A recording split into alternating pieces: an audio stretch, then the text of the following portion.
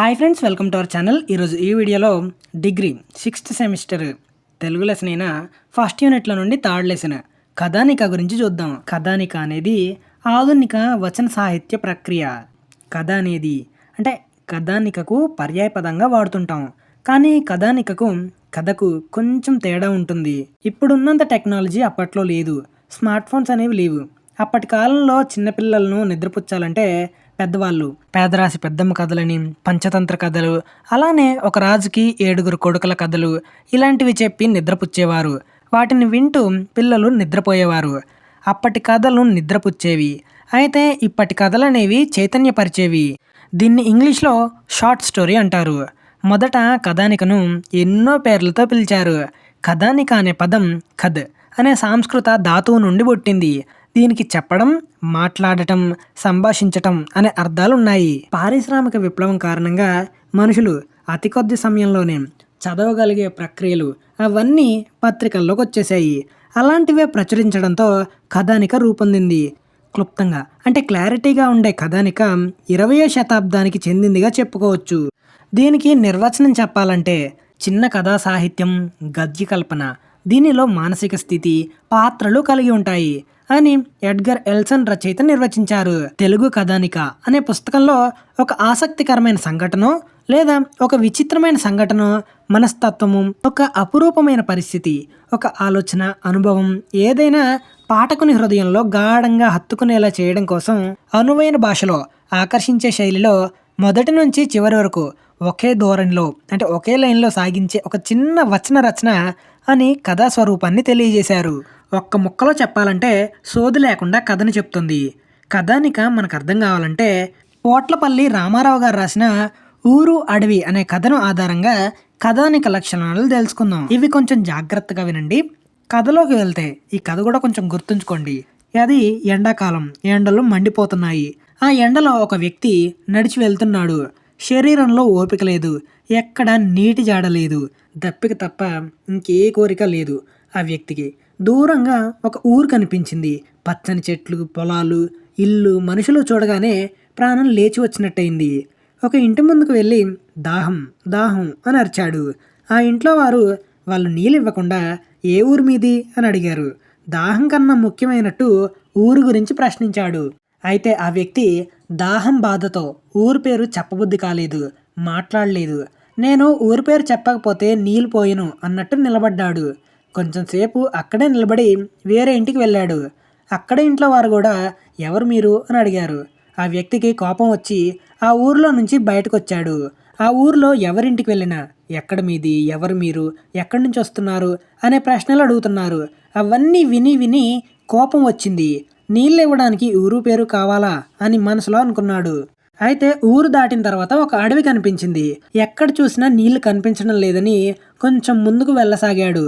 అంతలో ఒక చిన్న వాగు కనిపించింది. ఆ వాగులోని నీళ్లు తాగి నీళ్లు దొరికినందున ఆనందం కలిగింది. ఆ వాగుకి నమస్కారం చేశాడు. అన్నిటికంటే ఆనందం కలిగించే విషయం ఏంటంటే ఆ వాగు ఊరేంటి, నీ పేరేంటి అని ప్రశ్నించలేదు. ఇది ఊరు అడవి అనే కథ. ఈ కథను గుర్తుంచుకోండి. ఈ కథ యొక్క లక్షణాలను చూసేద్దాం. దీనిలో మొత్తం 15 కీ పాయింట్స్ అనేవి ఉన్నాయి. మొదటిది క్లుప్తత అంటే క్లారిటీ. కథానికలో ప్రతి పదాన్ని, వాక్యాన్ని ఆలోచించి రాయాలి. సంఘటనలు తగినంత ఉండాలి. వర్ణించే విధానం కూడా ఎక్కువగా ఉండకూడదు. అనవసరమైన విషయాలు చెప్పకూడదు. కొంత పాఠకునికి అంటే చదివే వారికి విడిచిపెట్టాలి. ఇలా చేయడం వల్ల కథలో క్లుప్తత అంటే స్టోరీలో క్లారిటీ ఉంటుంది. అదేవిధంగా చదివేవారు కూడా ఆ స్టోరీలోకి వెళ్ళిపోతారు. ఊరు అడవి కథలో 55 చిన్న వాక్యాలు మాత్రమే ఉన్నాయి. రచయిత సంక్షిప్తంగా కథను చెప్పాడు. రెండవది అనుభూతి, ఐక్యత అంటే యూనిటీ ఆఫ్ ద ఫీలింగ్.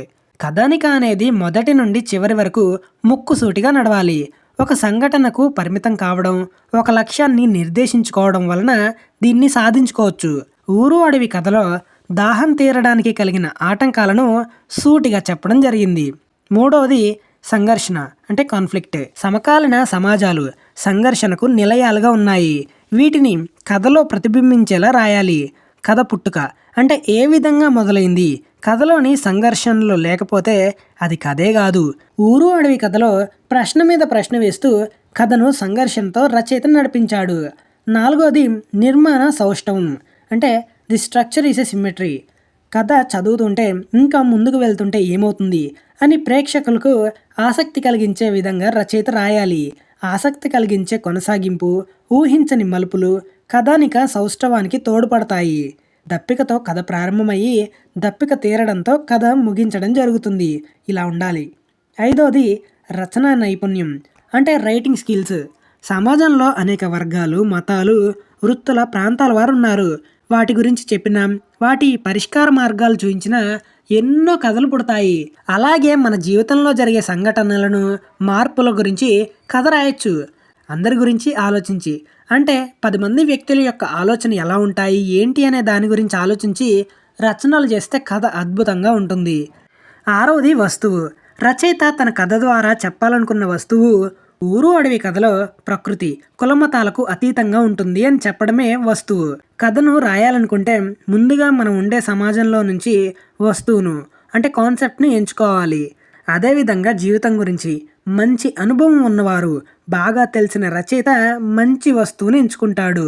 ఏడవది ఎత్తుగడ. కథను మొదలు పెట్టడాన్ని ఎత్తుగడ అంటారు.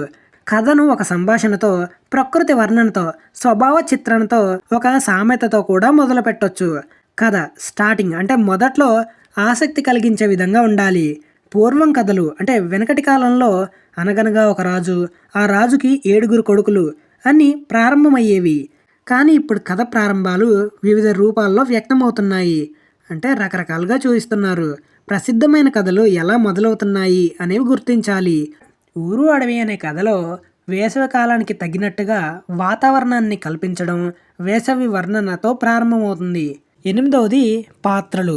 వస్తువును బట్టి పాత్రను ఎంచుకోవాలి. కథను బట్టి ఎన్ని పాత్రలు కావాలి, ఎలాంటి పాత్రలు ఉండాలో నిర్ణయిస్తుంది. కథలో పాత్రలు తక్కువ ఉండడం మంచిది. కథకుడు తన సమాజంలో మానవ సంబంధాలు, మానవ సామాజిక స్థితిగతులు, వారి వేషధారణ, మాట తీరు తదితరాలు బాగా తెలిసుండాలి. తొమ్మిదవది శిల్పం. కథకుని కళా నైపుణ్యమే శిల్పం అంటారు.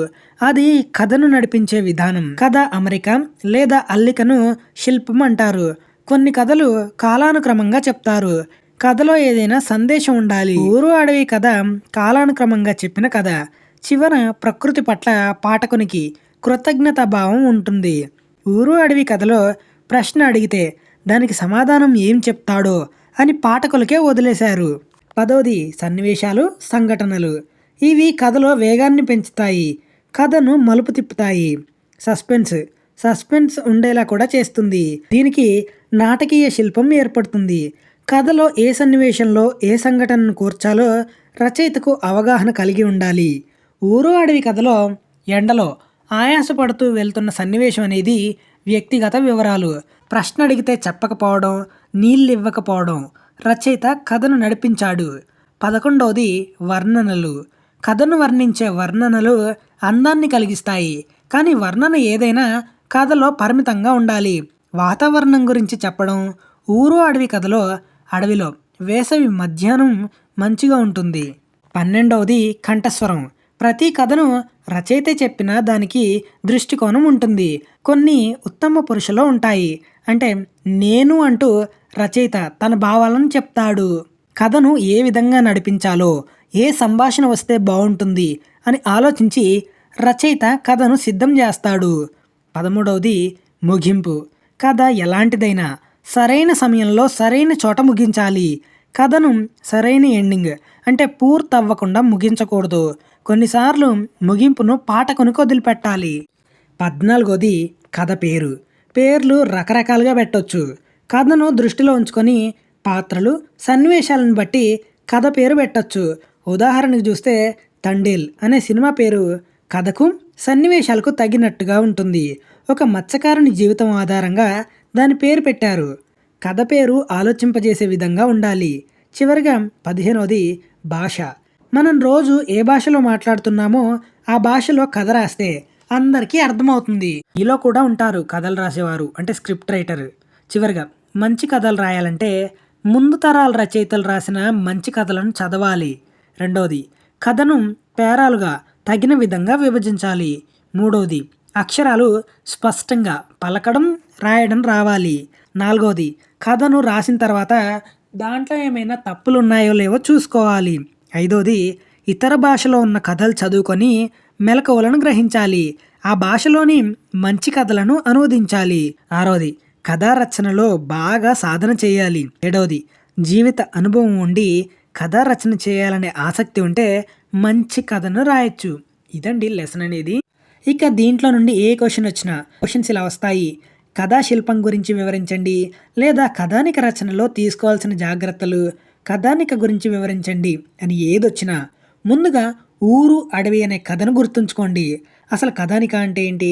ఒక చిన్న కథలు, షార్ట్ స్టోరీ, దాన్ని వివరించడానికి ఊరు అడవి అనే కథ రాసి దానిలో సంభాషణ, రచన, వస్తువు, ఎత్తుగడ అనే వాటికి ఊరు అడవి అనే కథ నుండి బేస్ చేసుకొని దాంట్లో నుండి తీసుకొని రాయండి. మీకైతే మంచి మార్కులు పడతాయి. నీట్ ప్రజెంటేషన్ అనేది ఇవ్వండి, తప్పులు లేకుండా రాయండి. నీట్ ప్రజెంటేషన్ అనేది ఇవ్వండి, మీకైతే మంచి మార్కులు పడతాయి. సో చివరిగా ఇదండి వీడియో అనేది.